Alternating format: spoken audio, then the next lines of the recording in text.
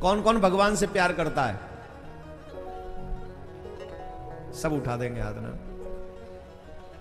ईमानदारी से सच्चा प्यार कौन कौन करता है?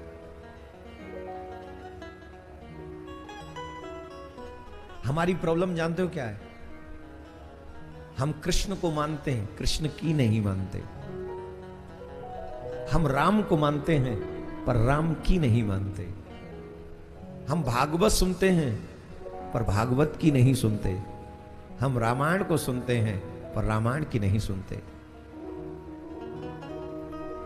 उन लोगों में एक विशेष गुण है,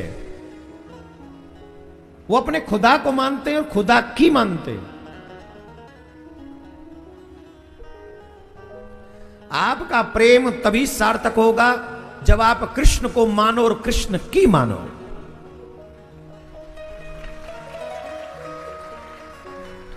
जब तक आप कृष्ण की नहीं मानोगे बात नहीं बनेगी। कहते तो हम धर्मात्मा हैं और करते मनमानी। हम धर्म का अर्थ भी अपने अनुसार करते हैं। आप कहेंगे कैसे करते? हम तो नहीं करते। करते हैं साहब। बताओ, शादी रात्रि में होनी चाहिए, कहां लिखा है? कहां लिखा है कि रात्रि में शादी करो? और मान लो कि हम रात्रि में शादी करें, होटलों में शादी करें, जिन होटलों में मांस खाया जा रहा है, जीव हत्या हो रही है, मदिरापान हो रहा है, हर 2 नंबर का काम होटलों में होता है, वहां हम अपनी बेटी के लिए वेद मंत्रों का उच्चारण करवा रहे हैं। बताइए कैसा बेटी का घर बसेगा? यह हिंदुओं को सोचनी चाहिए बात। पहला फोकस इस बात का होना चाहिए कि हमारी बच्ची की भामर गोधूली बेला में पड़े, सूर्य के रहते रहते हमारी बच्ची की भामर पड़ जाए। और दूसरा विषय यह होना चाहिए कि मेरी बेटी का विवाह पवित्र स्थान पर होना चाहिए, जहां वेदों का सम्मान बढ़ता हो, ऐसी जगह पे।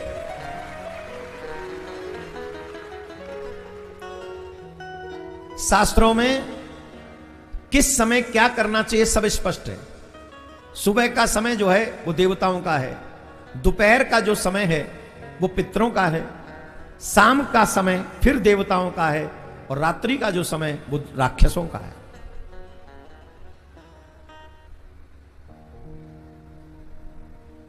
मेरे कहने का मतलब समझने का प्रयास कर रहे हो कि नहीं कर रहे हो? नहीं कर रहे? सुबह और शाम देवताओं का है, दोपहर पितरों का है, रात्रि आसुरी बेला कही गई। बताइए, रात में कथा होती है कहीं? रात में सत्यनारायण कथा होती है कहीं? रात्रि में कहीं यज्ञ होता है? जवाब देते जाओ, हां ना बोलो। रात्रि में यज्ञ होता है? रात्रि में कोई वेद पाठ सुनाता है? तो फिर रात्रि में विवाह कैसे हो जाएगा? नामकरण संस्कार होता है रात में? जवाब दीजिए। तो अंतिम संस्कार भी नहीं होता रात में। तो एकमात्र विवाह संस्कार आप रात्रि में कर रहे हो।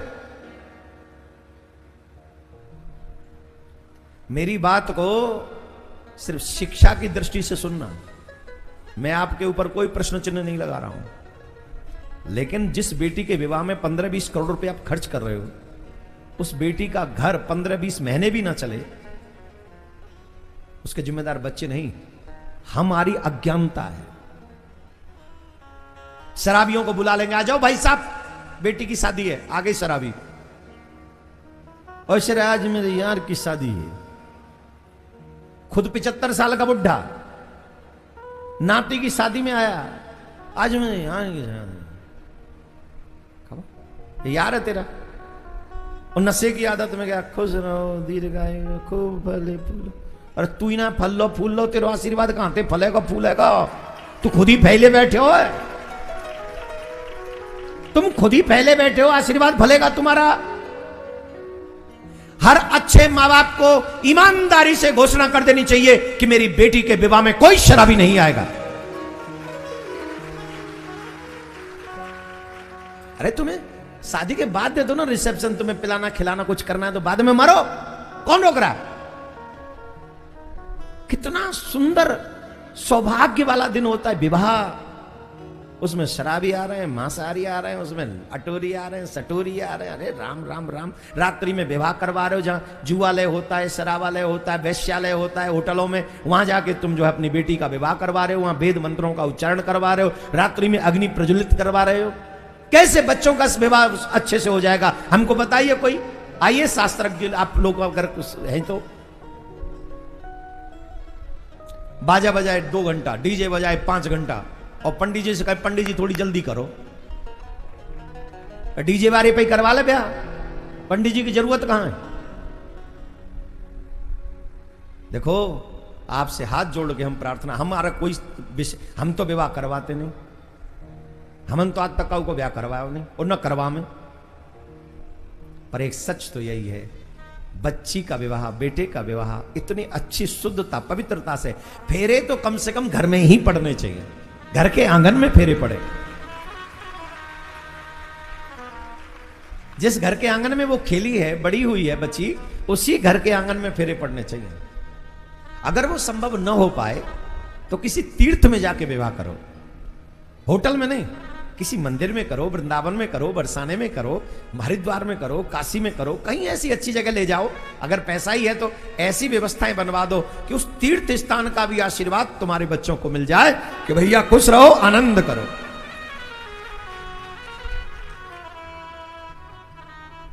हम लोग धर्म को अपने मुताबिक नहीं चला सकते। धर्म बहुत सूक्ष्म है उसका वर्णन, लेकिन उसे जानने से ही धर्म की बातें हम समझ में आएंगी। अब देखो कितने लोग हैं 6 दिन कितने लोग ऐसे बोलते हैं मंगलवार वाले दिन में हाथ नहीं लगाता, लहसुन प्याज भी नहीं खाता। क्यों? अरे राम राम राम, मैं मंगलवार का व्रत रखता हूं, जय जय जय हनुमान गोसाई कृपा करो, गुरुदेव की नाई, संकट कटे मिटे सब पीरा, जो सुमेरे भूत प्रताप निकट नहीं भूत। मंगलवार वाले दिन शुद्ध वैष्णव 100% विदाउट प्याज लहसुन। और बुधवार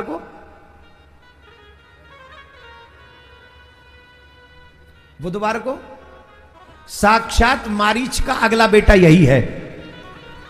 नीचे शराब पिलवा लो, मांस खिलवा लो, घुमवा लो, जुआ खिलवा, हर काम करवा लो बुधवार के दिन, बस मंगलवार वाले दिन नहीं करेगा। अब ये कौन सा धर्म है? किसने बताया? ये धर्म कहां से आया? इसे हम धर्म कहेंगे? ये धर्म नहीं है। हनुमान जी मंगलवार को भी देख रहे हैं, हनुमान जी बुधवार को भी देख रहे हैं, हनुमान जी शनिवार को भी देख रहे हैं, हनुमान जी हर बार को देख रहे हैं। हनुमान जी तब भी देख रहे हैं जब तुम सो गए हो, तब भी तुम्हें देख रहे हैं, मेरा भक्त सो रहा है, इसकी रक्षा मुझे करनी है।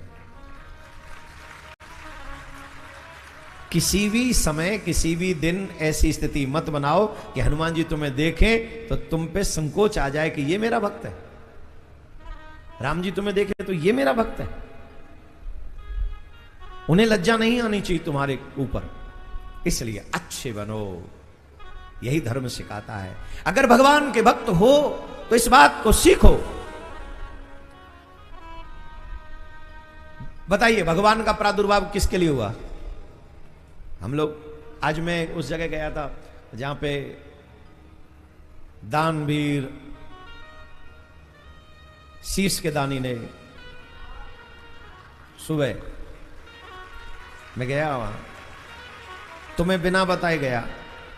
अगर मैं कल बता दे जाता तो आधे से ज्यादा लोग वहीं मिलते। हालांकि फिर भी कुछ मिल गए वहां, कुछ फिर भी मिल गए, पर मैं वहां सुबह दर्शन करने के लिए गया जहां बब्बरीक जी ने अपने सर का दान किया, और उस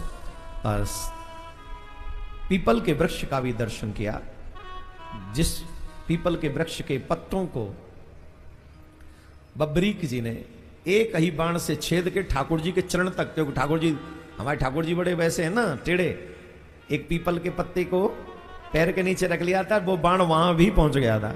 हटाओ, ठाकुर जी समझ गए थे एक ही दिन नहीं, एक ही क्षण में ये सुपड़ा साफ कर देगा सबका।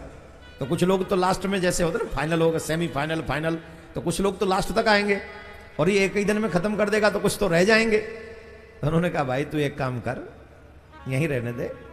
अरे मैं तो महाभारत का युद्ध देख रहा हूं, चल यहां लग जाए, महाभारत का पूरा युद्ध देख। और शीश का दान लिया श्री बब्बरीक जी से। आज उस पवित्र स्थान पर हम गए, हमने उनसे भी प्रार्थना की, मैं श्याम सुंदर का दीवाना हूं, मैं कृष्ण का दीवाना हूं, मैं गोविंद का दीवाना हूं, और आप भी श्याम के दीवाने हो, इसीलिए भगवान ने अपना नाम आपको दिया है।